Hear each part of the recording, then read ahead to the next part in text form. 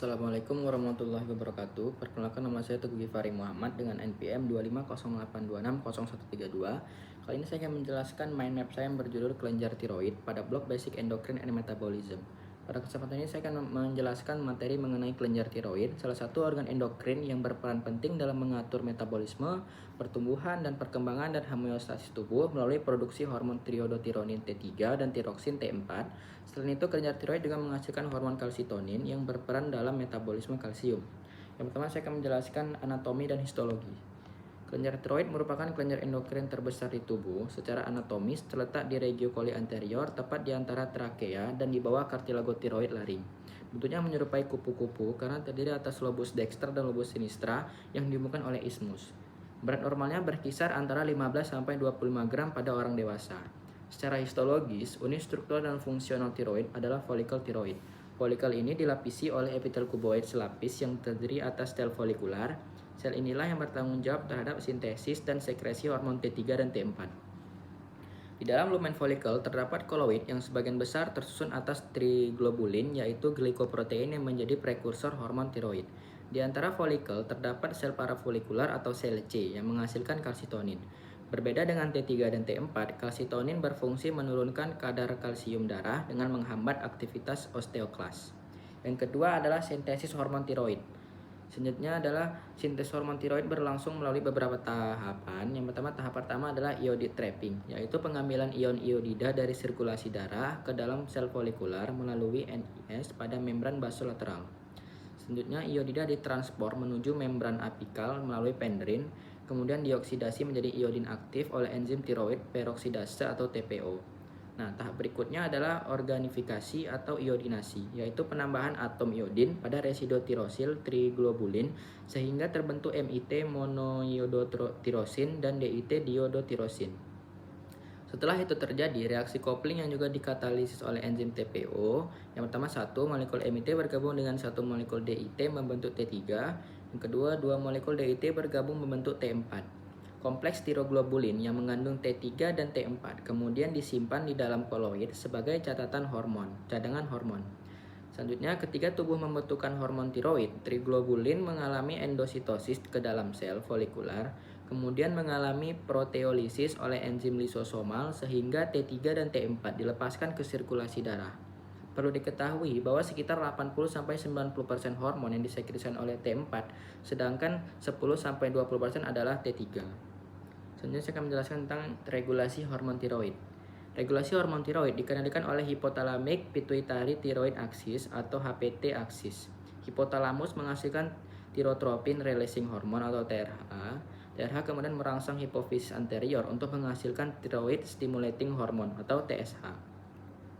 TSH akan berikatan dengan TSH reseptor TSHR pada sel folikular sehingga merangsang yang pertama pengambilan iodida, sintesis triglobulin, aktivitas enzim TPO, proses organifikasi, reaksi kopling, endositosis koloid, serta sekresi hormon T3 dan T4. Regulasi ini dikendalikan oleh mekanisme negatif feedback, yaitu jika kadar T3 dan T4 meningkat, sekresi TRH dan TSH akan dihambat. Sebaliknya, jika kadar hormon menurun, produksi TRH dan TSH akan meningkat, sehingga produksi hormon tiroid kembali normal. Mekanisme ini penting untuk mempertahankan homeostasis hormonal.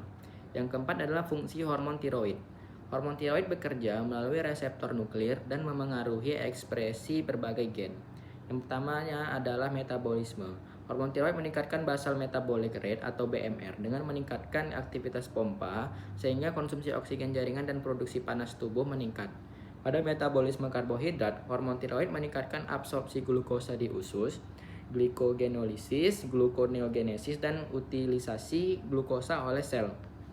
Pada metabolisme lipid, hormon tiroid meningkatkan lipofisis dan oksidasi asam lemak, serta menurunkan kadar kolesterol plasma melalui peningkatan ekspresi reseptor LDL. Pada metabolisme protein, hormon tiroid meningkatkan sintesis protein pada kadar fisiologis, tetapi pada keadaan hipertiroid dapat terjadi peningkatan katabolisme protein. Nah, selanjutnya ada yang B, pertumbuhan dan perkembangan. Hormon tiroid sangat penting untuk pertumbuhan tulang, maturasi epifisis, perkembangan sistem saraf pusat, mielinisasi, dan sinaptogenesis. Defisiensi hormon tiroid pada bayi dapat menyebabkan kreatinisme kongenital, yaitu gangguan pertumbuhan dan perkembangan intelektual. Yang C adalah sistem kardiovaskular. Hormon tiroid meningkatkan jumlah reseptor beta adrenergik sehingga meningkatkan denyut jantung, kontraktilitas miokard, stroke volume, dan curah jantung. D adalah sistem saraf. Hormon tiroid berperan dalam fungsi kognitif, memori, refleks, konsentrasi, dan regulasi suasana hati. E adalah sistem gastrointestinal. Hormon tiroid meningkatkan motilitas gastrointestinal sehingga mempercepat proses pencernaan. Selanjutnya saya akan menjelaskan nomor 5, yaitu transport dan konversi hormon tiroid. Nah, setelah dilepaskan ke sirkulasi, sebagian besar hormon tiroid terikat pada protein plasma, yaitu yang pertama ada thyroxine binding globulin atau TBG sekitar 70%. Yang kedua adalah transthyretin, yang keempat adalah albumin. Hanya hormon bebas yang aktif secara biologis. Di jaringan perifer, T4 mengalami deodinasi menjadi T3 oleh enzim deodinase tipe 1 dan tipe 2. Sebagian kecil, T4 diubah menjadi reverse T3 oleh deodinasi tipe 3 yang bersifat tidak aktif. Walaupun jumlah T4 lebih banyak, T3 merupakan bentuk hormon yang paling aktif karena memiliki afinitas terhadap reseptor sekitar 3 hingga 5 kali lebih besar dibandingkan T4. Yang keenam adalah gangguan tiroid. Nah, gangguan tiroid yang paling sering adalah hipotiroidisme, hipertiroidisme, dan goiter. Yang pertama saya akan menjelaskan tentang hipotiroidisme. Hipotiroidisme ini merupakan kondisi defisiensi hormon tiroid. Penyebab tersering adalah defisiensi iodium dan tiroiditas Hashimoto. Nah, manifestasi klinisnya meliputi fatigue, intoleransi dingin, konstipasi, kulit kering, bradikardia, dan peningkatan berat badan. Pada pemeriksaan laboratorium ditemukan TSH meningkat dan free T4 menurun. Selanjutnya adalah hipertiroidisme. Hipertiroidisme merupakan keadaan produksi hormon tiroid berlebihan. Penyebab tersering adalah Graves' disease, yaitu manifestasi klinisnya itu berupa palpitasi, takikardia, tremor, hiperhidrosis, intoleransi panas, serta penurunan berat badan. Pada pemeriksaan laboratorium menunjukkan TSH rendah, sedangkan free T4 dan T3 meningkat. Selanjutnya adalah goiter. Nah, goiter ini tuh merupakan pembesaran kelenjar tiroid akibat hipertrofi dan hiperplasia sel folikular. Penyebabnya dapat berupa defisiensi iodium, penyakit autoimun, nodul, maupun neoplasma. Goiter dapat ditemukan pada keadaan eutiroid, hipotiroid, maupun hipertiroid. Faktor nomor 7 saya akan menjelaskan tentang faktor yang mempengaruhi fungsi tiroid. Beberapa faktor yang mempengaruhi fungsi tiroid meliputi kecukupan asupan iodium, penyakit autoimun, obat-obatan seperti amiodaron, litium, dan propitiloterasil. Yang keempat adalah kehamilan, usia, stres, serta konsumsi makanan yang mengandung zat goitrogenik secara berlebihan. Yang kedelapan adalah peran hormon tiroid. Nah, secara fisiologis, hormon tiroid berperan dalam mengatur metabolisme energi, mempertahankan suhu tubuh melalui termogenesis, menunjang pertumbuhan dan maturasi organ, perkembangan sistem saraf pusat, menjaga fungsi jantung, mempertahankan fungsi neuromuskular, serta menjaga homeostasis berbagai sistem organ.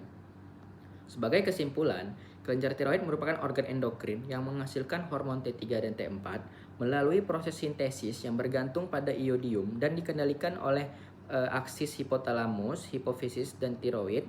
Hormon-hormon tersebut memiliki peran penting dalam regulasi metabolisme, pertumbuhan, perkembangan, dan fungsi berbagai organ.